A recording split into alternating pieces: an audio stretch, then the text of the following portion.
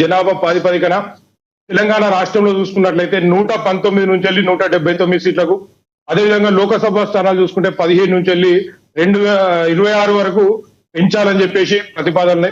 అయితే ఏదైతే భారత రాజ్యాంగం ఆర్టికల్ 170 క్లాజ్ ఆఫ్ 3, అదేవిధంగా 81 క్లాజ్ ఆఫ్ 3 ప్రకారం ఈ పునర్విభజన చేయాలనేటువంటి ఆలోచన కేంద్ర ప్రభుత్వం అమిత్ షా గారు అసెంబ్లీ పార్లమెంట్ లో మాట్లాడడం జరిగింది.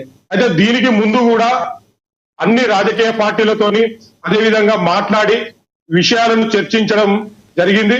ఆ చర్చలకు రావాలని కూడా అమిత్ షా గారు, నరేంద్ర మోడీ గారు కూడా పిలవడం జరిగింది.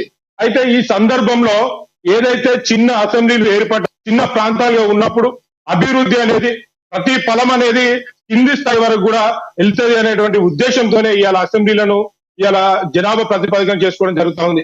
దీంట్లో భాగంగానే ఇలా ప్రతిపక్షాలు అడుగుతా ఉన్నాయి, ఇలా మహిళా రిజర్వేషన్ ఏం చేస్తారు, ఎస్సీ ఎస్టీ ఏం చేస్తారు, ఇలా ఉన్నటువంటి ప్రతిపాదనలు ఏ విధంగా చేస్తారు అని చెప్పేసి ప్రశ్నించినప్పుడు దానికి కూడా డీలిమినేషన్ పైన కూడా ఇలా చర్చించడానికి, పార్లమెంట్ లో చర్చించడానికి కేంద్ర ప్రభుత్వం, నరేంద్ర మోడీ గారి యొక్క ప్రభుత్వము ఇలా సిద్ధంగా ఉంది.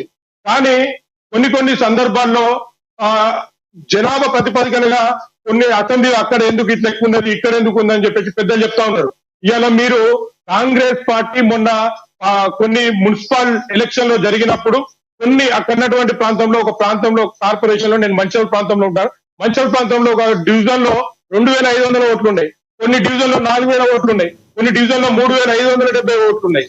అంటే అక్కడ ఉన్నటువంటి సర్కిల్, అక్కడ ఉన్నటువంటి సిచ్యువేషన్ అనుగుణంగా అసెంబ్లీలో నిర్ణయించడం, ఆ అసెంబ్లీలను ఏర్పాటు చేయడం అనేది జరుగుతూ ఉండేది. అదే ప్రాతిపదికన ఇవాళ చిన్న అసెంబ్లీలు అయినట్లయితే ప్రతి వ్యక్తి కూడా, చాలా మంది వ్యక్తులకు యువతరానికి అవకాశం వస్తుంది.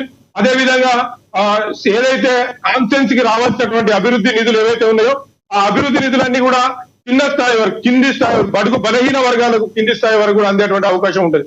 కాబట్టి ఏదైతే 2011లో ఉన్నటువంటి జనాభా ప్రతిపాదికన ఏర్పాటు చేస్తున్నటువంటి ఏదైతే అసెంబ్లీల విభజన అనేది ఏదైతే ఉందో అది చాలా మంచి నిర్ణయం.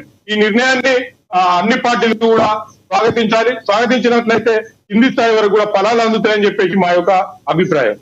రామ్మూర్తి గారు చెప్పండి, అంటే జనాభా ప్రాతిపదికన కాకుండా జనాభా ప్రాతిపదికన అయితే హెచ్చుతగ్గులు ఉంటున్నాయి, అన్ని రాష్ట్రాల్లో ఈ రకమైన సమస్య వస్తుందని చెప్పి ఉన్న దాంట్లో పర్సెంటేజ్ అంటే 50% తీసుకోవడం జరుగుతున్నది.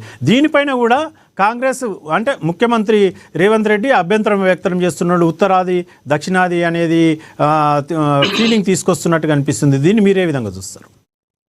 అంటే వాస్తవానికి ఇప్పుడు వాళ్ళు ఏ ప్రాతిపదిక మీద అన్ని సమానమైన అవకాశాలు అన్ని రాష్ట్రాలకు దక్కాలి. వాస్తవానికి మనకు జనాభా నియంత్రణ సమయంలో తెలంగాణ కొన్ని ఈ రాష్ట్రాలు ఇటు ఎక్కడ తమిళనాడు కానీ, మహారాష్ట్ర కానీ, కేరళ కానీ కొన్ని ఈ రాష్ట్రాలు మొత్తము మనకు జనాభా నియంత్రణను చాలా పకడ్బందీగా అమలు చేసినాయి.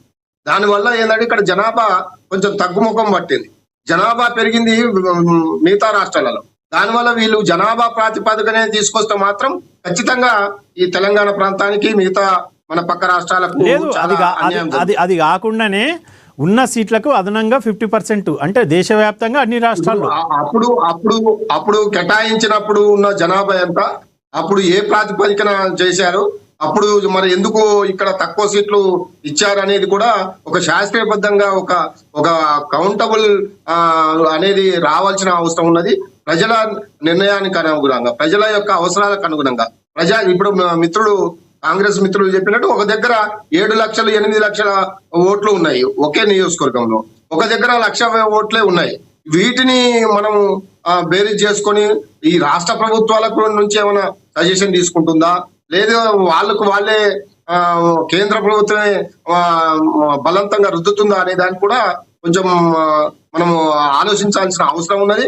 ఖచ్చితంగా ఏది ఏమైనప్పటికీ సమానంగా అన్ని రాష్ట్రాలకు ఏ విధంగానైతే ఈ యొక్క ఎమ్మెల్యే సీట్లు పెరుగుతాయో మాకు కూడా తెలంగాణ ప్రాంతానికి కూడా నష్టం జరగకుండా ఇక్కడ ఉన్న వారికి, ఎందుకంటే నేను కూడా 2 సార్లు ఎమ్మెల్యేగా పోటీ చేశాను మధ్యలో నుండి, కాబట్టి నాకు మళ్ళీ వచ్చే అవకాశం ఉండదు.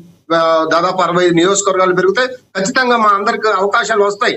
కాబట్టి పెరగాలని చేస్తున్నాం, అది శాస్త్రబద్ధంగా ఉండాలి, అది అందరికీ ఆమోదయోగ్యంగా ఉండాలనేదే మా అభిప్రాయం.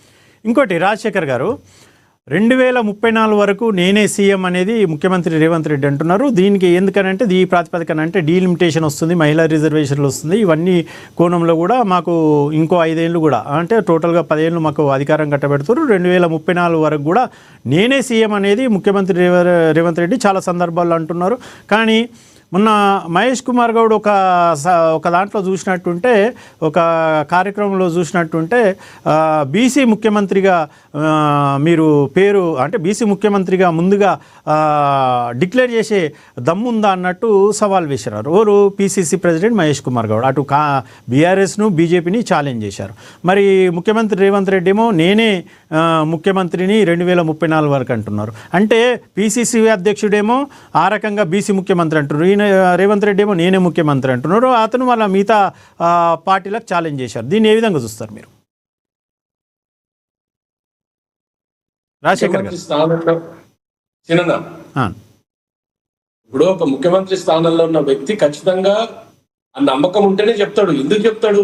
ప్రజాపాలన ఏ విధంగా అయితే ముందుకు పోతుందో పొద్దున్నే రాత్రి వరకు ఆయనకున్న ఇంటెలిజెన్స్ రిపోర్ట్స్ అనుకోండి, ఆయనకు జరుగుతున్న రాష్ట్రంలో జరుగుతున్న ఏం జరుగుతుంది, అభివృద్ధి ఏ విధంగా మనం ముందుకు పోతున్నాము, కొన్ని నెరవేర్చుకుంటూ పోతే ఆటోమేటిక్ గా ప్రజలు మనం ఎప్పుడుంటారన్న నమ్మకంతో ఆయన నమ్మకం కలిగించాలా, నమ్మకం కలగాల, పబ్లిక్ లకు కూడా ఆ నమ్మకం సృష్టించాలన్న ఉద్దేశంతో ఖచ్చితంగా ఏ ముఖ్యమంత్రి అయినా ఆ లైన్ తీసుకోవాల్సిన అవసరం ఉన్నది. ఇంకోటి రేవంత్ రెడ్డి గారు ఏంటంటే, రేవంత్ రెడ్డి గారు ఈ రోజు వరకు ఏది చెప్పినా అది సాధ్యపడదు. ఇప్పుడు ఖచ్చితంగా ఇది చెప్పినా అంటే అది ఖచ్చితంగా అవుతుంది. అది ఈ రోజు వరకు అప్పుడు 240 సీట్ల కన్నా ఎక్కువ మించదు అన్నాడు, అంతకన్నా ఎక్కువ సీట్లు ఢిల్లీలో రాలేదు. ఇట్లా ఎన్నో అంశాలు ముఖ్యమంత్రి గారు చెప్పినట్టు జరిగినాయి కాబట్టి ఆయన నమ్మకంతో చెప్తాడు.